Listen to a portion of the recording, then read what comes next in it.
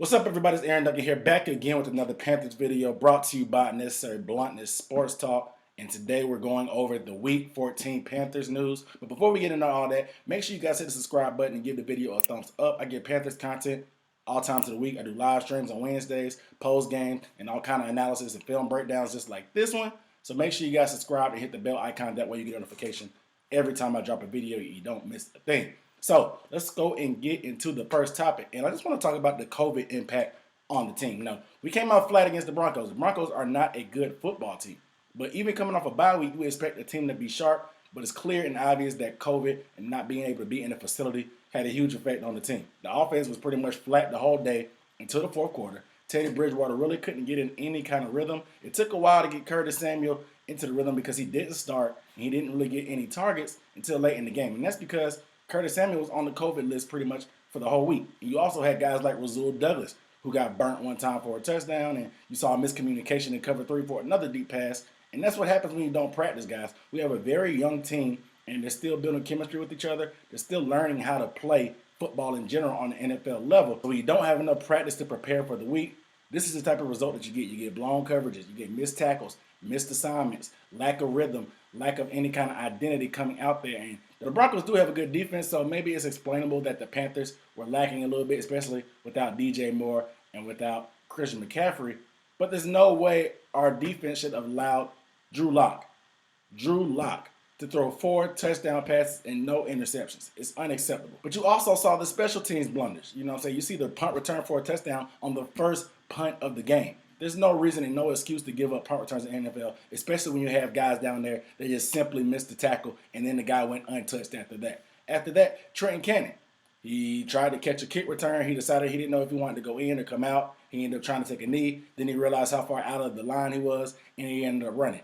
Lack of practice, lack of preparation. There you go again. The special teams blunders just like that make you see that, okay, hey, not practicing because of COVID really had an impact on this young team. Now, a lot of veteran teams, like the Ravens and stuff like that, they can go without practicing and be okay because they have vets, they have playmakers, stuff like that. They've been playing together for a little while, so they can bounce back. You've seen them play on Tuesdays, Wednesdays, primetime games as they made up these games and not practice over the past few weeks. But the Panthers, having a young coaching staff and a young team who don't know how to handle adversity like this, you come out and lay an egg like you do against the Denver Broncos. Next topic I want to talk about, which is actually related to the COVID impact, was the players. 4 players for the Panthers ended up getting fined $10,000 for breaking COVID protocol. And that was DJ Moore, Curtis Samuel, Derrick Brown, and Shaq Thompson. Now, these guys, we all heard about the news about DJ Moore having a first birthday party for his young daughter during the bye week. And these guys went to it, they congregated outside the facility and ended up having 9 guys on the COVID list. And I think DJ Moore probably even got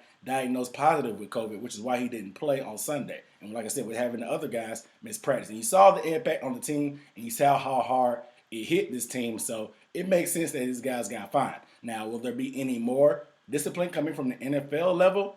I'm not sure. We haven't really heard from the league office. They're still looking into the matter as of right now, so we don't know if anything else will come. Now, this is the Panthers' first time having a violation like this, and it just so happened to come during the bye week. So I don't expect anything severe as far as like draft picks or huge money being fined like the Oakland Raiders did, but there will probably be some fines coming from the facility because these guys, they're not playing about this COVID. And for me, I'm a little disappointed about these guys because I know they're young and it's a pandemic, and I know it's tough that the moment of having the first birthday for the child, that you want to have that special moment, even though kids usually don't even remember their first birthday. It's usually for the adults and the parents that show up. But that's neither here nor there. But at the same time, I know it's hard to sacrifice these type of things, especially when you have time off during the bye week, because this pandemic is taking a lot from everybody. You know, we haven't been able to be with our friends and family and do all the stuff that we do during the summertime, like birthdays, cookouts, celebrating holidays, all that type of stuff. And I know it's hard, but at the same time, when you know that you're a professional and you know stuff like this is on the line, you know that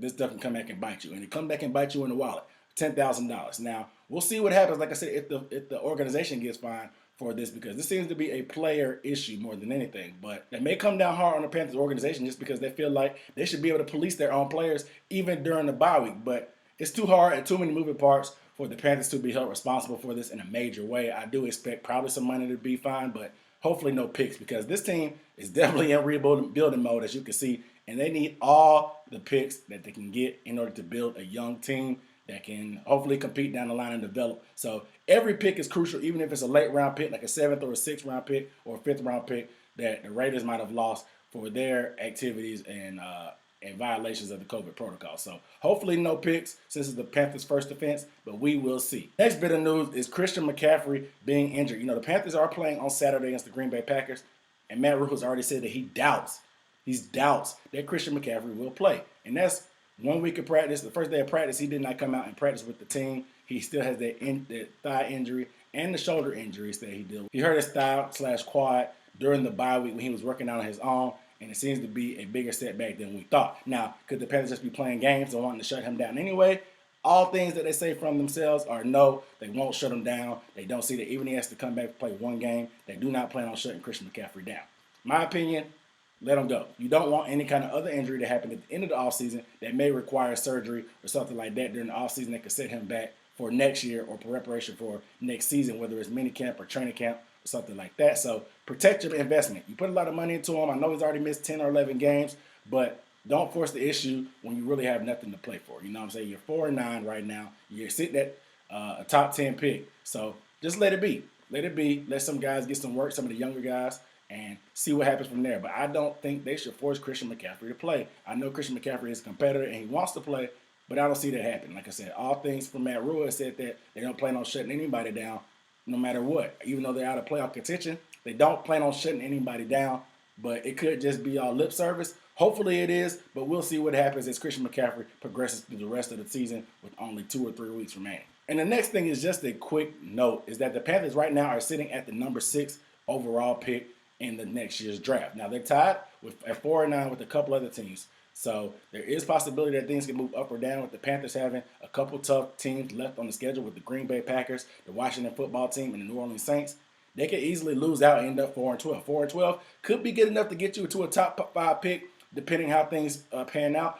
And if you're that high, you're definitely in range for one of the top quarterbacks, because we know Trevor Lawrence and Justin Fields probably will be 1 and 2. But maybe if you're up there, you have a chance to get Zach Wilson from BYU or Trey Lance, depending on how the team's in front of you. Everybody else in front of them seems to not have a need at quarterback, except maybe the Dallas Cowboys. If the Dallas Cowboys don't feel comfortable with where Dak Prescott is, they could pull the trigger on getting a quarterback. But the Panthers right now seem to be in position to get that quarterback if they wanted to. My opinion, if they can't get Fields, Lawrence, or Wilson, I say they go ahead and go to another position. They definitely have needs at corner, inside linebacker, and offensive line. Penei Sewell has been rumored. Micah Parsons and Patrick Surtain II has been rumored. Any of those 3 guys could be good.